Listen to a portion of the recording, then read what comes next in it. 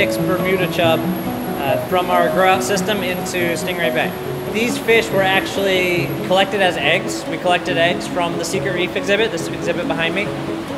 There's a large population of Bermuda Chub in that tank, and they're what's called a pelagic spawner. So they're releasing sperm and eggs into the water.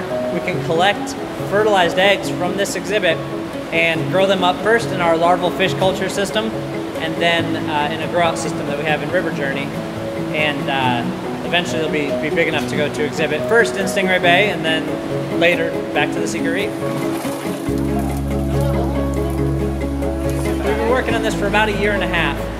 Almost all saltwater fish are collected from the ocean, with the exception of a few small ornamentals like clownfish, cardinal fish. All other fish are collected from the ocean as wild animals.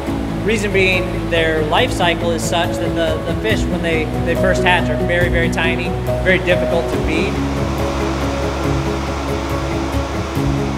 Because saltwater fish start off so small, the food is very important and is also very small, but that small food has its own special food that is challenging to grow, which is behind me, the algae.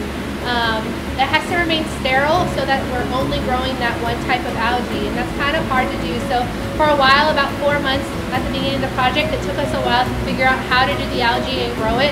And then we were able to introduce the copepods, which is their first feeding food. Those are the small little live foods that they eat. All these little things like air and flow and temperature and food, we had to figure out slowly. And because it's challenging and hard, it's new all the time, so it shakes it up a little bit. It's fun to work on something that's challenging and new and exciting.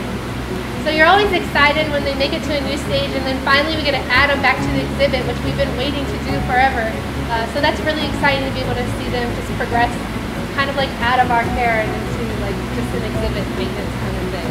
They're gone now. They can take care of themselves, so we can focus on getting new ones.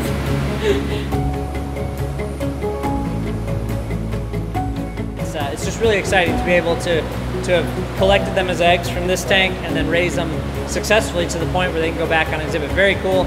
Something we've been working towards for about a year and a half now.